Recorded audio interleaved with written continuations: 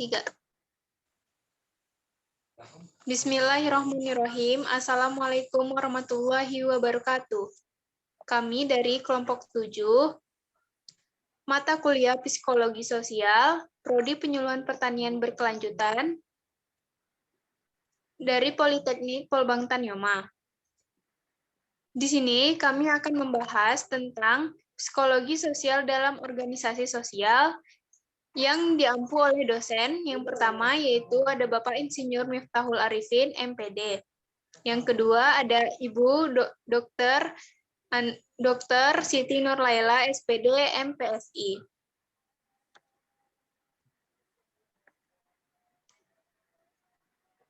Dan di sini kami kelompok 7 beranggotakan, yaitu yang pertama ada saya sendiri, Natasha Rahman, yang kedua ada Nur Idalah, yang ketiga ada Prima Rahma Kurdini.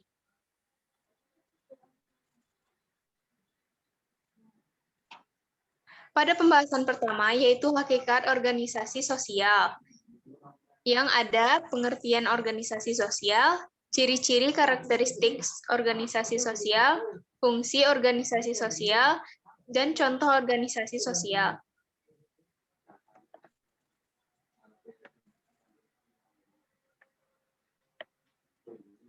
Pengertian organisasi sosial.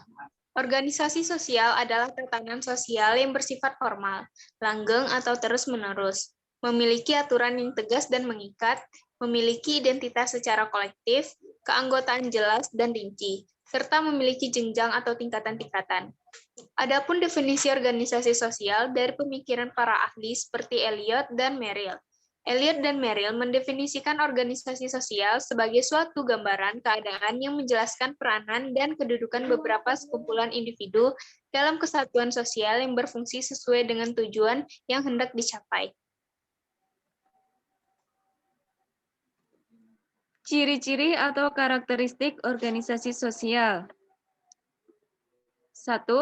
Penggunaan batasan operasional yang jelas. 2. Memiliki identitas organisasi yang jelas. 3. Terdapat struktur keanggotaan dan status formal yang jelas. 4. Memiliki dasar nilai dan norma. 5. Bersifat formalitas. 6. Memiliki tingkatan-tingkatan dalam struktur kekuasaan dan kewenangan. Terakhir, mempunyai tujuan dan kepentingan yang jelas dan terarah. Fungsi organisasi sosial. Yang pertama, sebagai pedoman dalam kehidupan berkelompok. Fungsi utama dari organisasi sosial adalah sebagai pedoman atau dasar acuan bagi para anggota organisasi yang terlibat di dalamnya. Hal ini berarti adanya penegasan bahwa organisasi sosial memiliki fungsi sebagai pedoman untuk menjaga perilaku maupun sikap yang benar dan baik dalam menjalani kehidupan di lingkungan sosial masyarakat. Yang kedua, menjaga keutuhan dan kesatuan masyarakat. Fungsi ini dapat diwujudkan apabila terdapat koordinasi penyusunan beragam program bentuk sosialisasi yang ditujukan untuk masyarakat, antara lain seperti pengembangan kegiatan gotong royong dan peningkatan pemanfaatan sumber daya alam secara optimal. Yang ketiga, memberikan pengawasan kepada masyarakat. Organisasi sosial selain berfungsi sebagai pedoman, juga berfungsi dalam mengawasi perilaku maupun sikap para anggota masyarakat dengan berdasarkan pada kaidah nilai dan norma yang berlaku dalam tatanan sosial yang tersistem.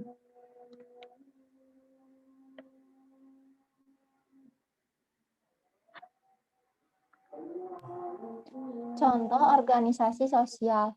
Yang pertama yaitu lembaga swadaya masyarakat.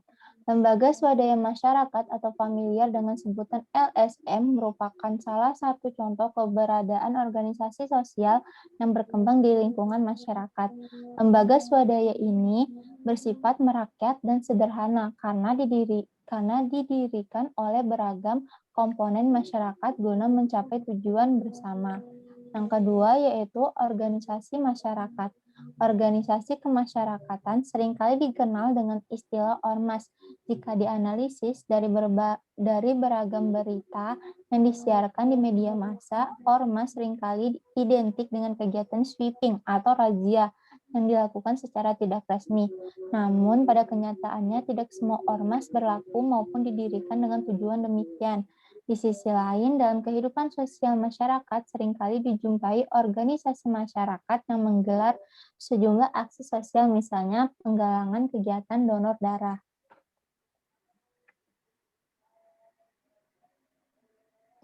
B. Kelompok sosial. Pengertian kelompok sosial, syarat-syarat kelompok sosial, dan jenis-jenis kelompok sosial.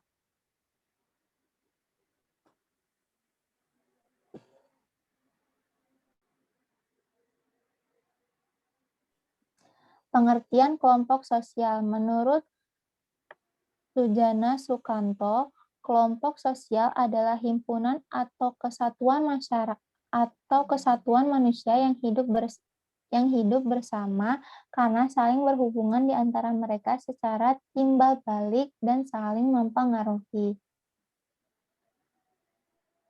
Syarat-syarat kelompok sosial. Yang pertama, terdapat kesadaran antar setiap anggota kelompok bahwa ia merupakan bagian dari kelompok yang bersangkutan. Yang kedua, memiliki hubungan timbal balik antar satu anggota dan anggota lainnya.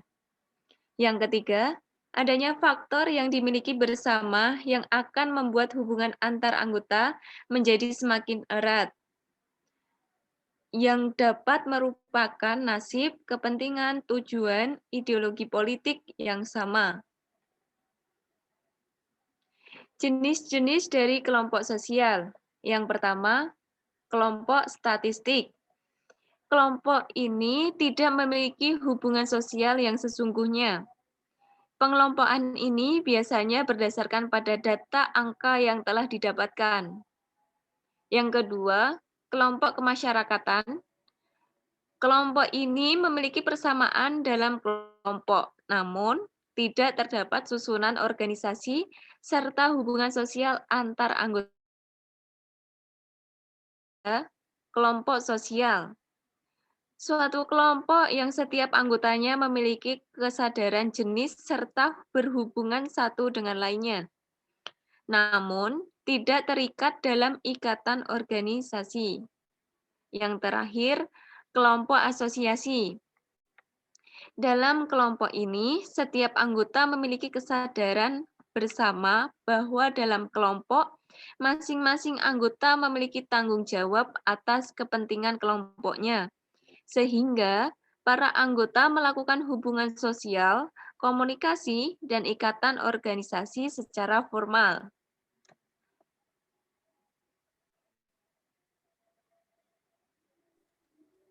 Selanjutnya yaitu ada kedudukan dan peranan sosial. Status satu kedudukan adalah posisi seseorang dalam suatu kelompok sosial atau kelompok masyarakat.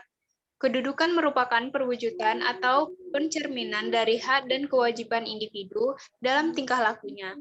Kedudukan sosial sering pula disebut sebagai posisi atau peringkat seseorang dalam kelompok masyarakatnya.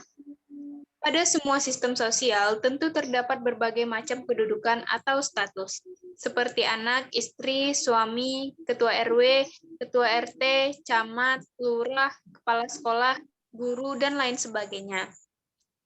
Peranan sosial adalah suatu perbuatan seseorang dengan cara tertentu dalam usaha menjalankan hak dan kewajibannya sesuai dengan status yang dimilikinya. Seseorang dapat dikatakan berperan jika ia telah melaksanakan hak dan kewajibannya sesuai dengan status sosialnya dalam masyarakat. Kepribadian dan peranan sosial. Ciri pokok yang berhubungan dengan istilah peranan sosial adalah terletak pada adanya hubungan-hubungan sosial seseorang dalam masyarakat yang menyangkut dinamika dari cara-cara bertindak dengan berbagai norma yang berlaku dalam masyarakat, sebagaimana pengakuan terhadap status sosialnya. Sedangkan fasilitas utama seseorang yang akan menjalankan peranannya adalah lembaga-lembaga sosial yang ada dalam masyarakat. Biasanya, lembaga masyarakat menyediakan peluang untuk pelaksanaan suatu peranan.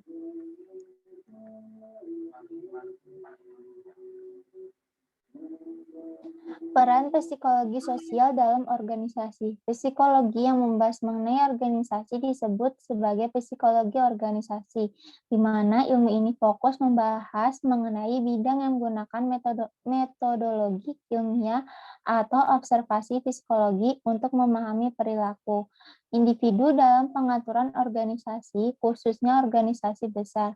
Berikut ini peran psikologi sosial dalam organisasi. Yang pertama yaitu mengetahui tanggung jawab, menghormati dan menghargai, mengetahui batasan, menghindari konflik, terkendali, komunikasi sosial yang baik, empati dan simpati yang tinggi, toleransi, terarah, dan tujuan yang jelas.